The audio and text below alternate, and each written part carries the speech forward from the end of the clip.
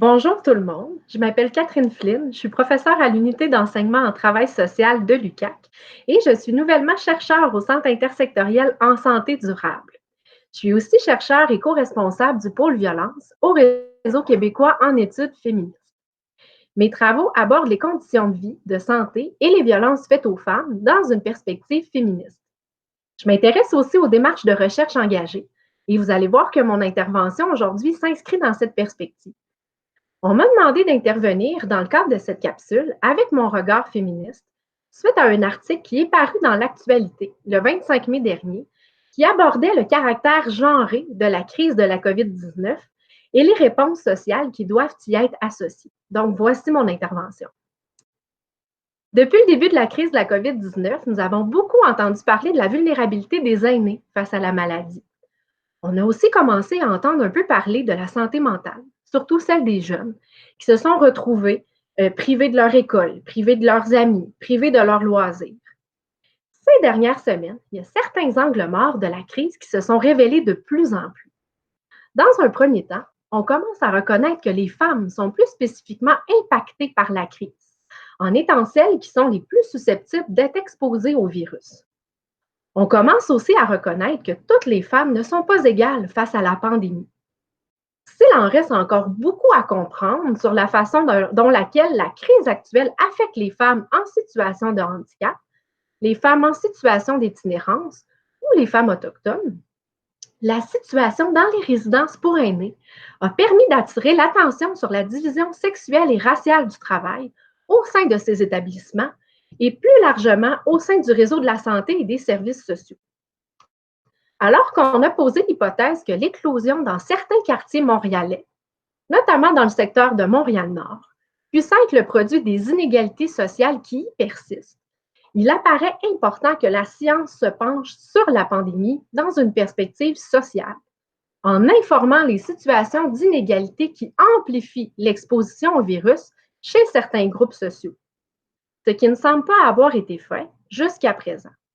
Les statistiques qui nous sont présentées par l'Institut national de santé publique présentent la répartition des cas confirmés de la COVID-19, des décès et des hospitalisations selon l'âge ou selon la région seulement. Depuis le début de la pandémie, près d'une cinquantaine d'organismes québécois déplorent l'absence de données statistiques sur la propagation de la COVID-19, ventilées selon différents facteurs sociodémographiques comme l'appartenance ethnoculturelle, le genre, le sexe, la classe sociale ou la situation de handicap. Par contre, les différentes données nous permettent de constater que les femmes sont plus exposées au virus. Selon les données du ministère du Travail, de l'Emploi et de la Solidarité sociale, les femmes occupent 81% des emplois en santé et services sociaux. Elles représentent 90% du personnel infirmier et 88% du personnel auxiliaire, incluant les préposés aux bénéficiaires. En plus d'être à risque d'être exposées à la COVID-19 dans le cadre de leur travail, elles sont susceptibles de vivre de la fatigue et de l'épuisement en ce contexte de crise, alors qu'un arrêté ministériel entré en vigueur le 21 mars dernier a suspendu les conventions collectives dans le secteur de la santé et des services sociaux. L'arrêté vise à faciliter la mobilité du personnel dans le réseau et à favoriser sa rétention. Une employée peut donc, à n'importe quel moment, être réaffectée dans un autre établissement, sur un autre cadre de travail, si elle a les exigences requises pour réaliser cette tâche. L'arrêté donne aussi le droit aux employeurs d'annuler ou de reporter des congés ou des vacances déjà prévues, ou à refuser l'octroi de nouveaux congés. Les données québécoises suivent la tendance canadienne, alors que l'Institut Brookfield, rattaché à l'Université Ryerson en Ontario, a produit un rapport dont certains résultats ont été diffusés dans les médias, à Radio-Canada et dans Le Devoir, qui illustrent que les femmes canadiennes sont surreprésentées dans les différents emplois les plus fortement exposés à la COVID-19. En plus des omnipraticiennes, des infirmières et des préposés aux bénéficiaires, leurs résultats mentionnent les agentes administratives, les préposés à l'entretien ménager, les caissières, les employés des magasins et des restaurants, de même que les éducatrices et les enseignantes. Il est important de souligner qu'au Québec, si on exclut le secteur de l'enseignement supérieur, les femmes représentent 69 de la main-d'œuvre en éducation. On peut d'ailleurs penser que depuis les différentes mesures de déconfinement, avec la réouverture graduelle des écoles, des entreprises et des commerces, même si elles ne sont pas directement exposées au virus, leurs nombreux contacts avec le public les rendent susceptibles de contracter la maladie. Certains constats importants dégagés par l'étude de l'Institut Brookfield ne semblent cependant pas avoir été rapportés dans les médias québécois. Ces résultats concernent le nombre important de personnes issues des communautés noires et racisées, employées dans les métiers auxiliaires au sein du réseau de la santé, mais également employées comme aides domestiques ou préposées à l'entretien ménager. L'Institut affirme que nous devons considérer les barrières structurelles auxquelles sont confrontées les communautés noires et racisées dans notre compréhension de leur exposition à la maladie.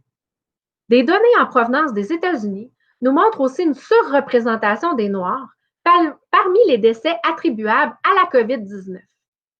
Selon le Center for Disease Control and Prevention, en date du 3 juin, les personnes noires, autochtones ou racisées représentaient 63,4 des cas de COVID-19 confirmés aux États-Unis.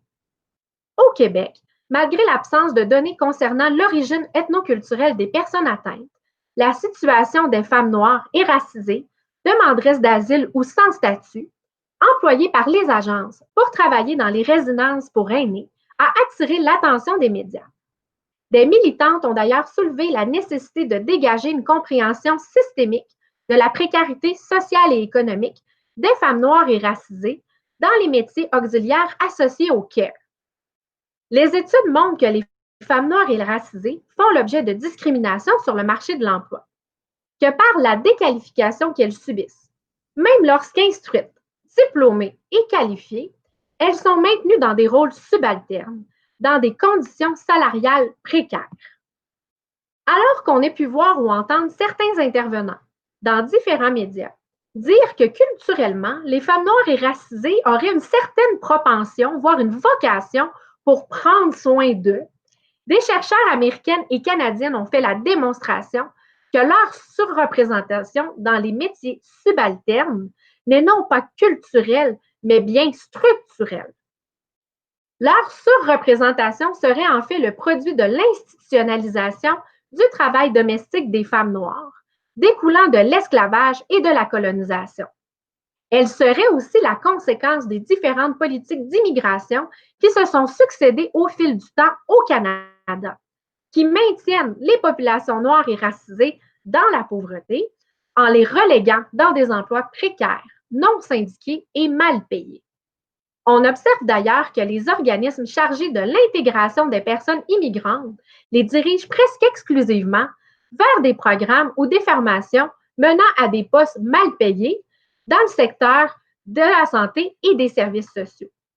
Dans le cas qui nous intéresse actuellement, les organismes qui œuvrent sur le terrain nous informent que pour les femmes demanderesses d'asile ou pour celles qui se retrouvent sans statut, suite à une demande d'asile refusée, travailler comme préposé aux bénéficiaires représente l'opportunité d'obtenir un revenu, mais également de régulariser leur statut. Notre système d'immigration reposant souvent sur le mérite, qui est évalué selon la contribution potentielle de la personne à la société d'accueil, contraint les femmes noires et racisées à s'orienter vers ces métiers, s'exposant du même coup à la COVID-19. Enfin, en plus d'être plus fortement exposées au virus dans le cadre de leur emploi, les femmes doivent continuer de composer avec le travail invisible et non rémunéré au sein de leur famille. Un travail qui représente une charge différente en fonction du statut socio-économique, des conditions de vie et de la santé des femmes et de leur entourage. Documenté par quelques études hors pandémie, on sait que les femmes sont plus nombreuses à exercer un rôle de proche aidante et qu'elles réalisent chaque semaine plusieurs heures de travail domestique invisible non rémunéré. Je terminerai en disant qu'il est important d'ajuster nos analyses afin de regarder avec le moins d'angles morts possible la façon dont certains groupes sociaux sont exposés à la COVID-19. Les inégalités systémiques qui persistent font en en sorte que tous et toutes ne disposent pas des mêmes moyens et des mêmes ressources pour pouvoir surmonter cette crise. Nous ne sommes pas tous et toutes dans le même bateau pour traverser la tempête. Les uns, les unes, ne font pas face à des vagues de la même ampleur ou ne disposent pas d'une embarcation aussi solide que les autres pour les surmonter. Il est important de produire des connaissances qui révèlent aussi l'expérience des groupes invisibilisés jusqu'à maintenant, sur les effets interactifs des différents systèmes qui contribuent à produire des conditions de vie et de santé inégales en temps de COVID-19. Un bon point de départ consiste à entendre et à reconnaître les voix des expertes et experts de vécu et de terrain qui tentent actuellement de rendre visibles ces diverses réalités, pour ensuite co-construire le plus possible avec ceux-ci et celles-ci des projets de recherche qui documentent l'exposition à la COVID-19 et les enjeux soulevés par la pandémie au sein des communautés noires et racisées, auprès des personnes issues de la diversité sexuelle et de genre, des personnes en situation de handicap ou des communautés autochtones, par exemple. Ce travail est nécessaire afin de produire des recommandations éclairées auprès de nos décideurs, de manière à mieux orienter les réponses face à cette crise, afin de ne laisser personne derrière dans cette pandémie. C'était mon intervention pour cette capsule. Je vous remercie beaucoup et ça me fera plaisir de répondre à vos questions. Bye bye!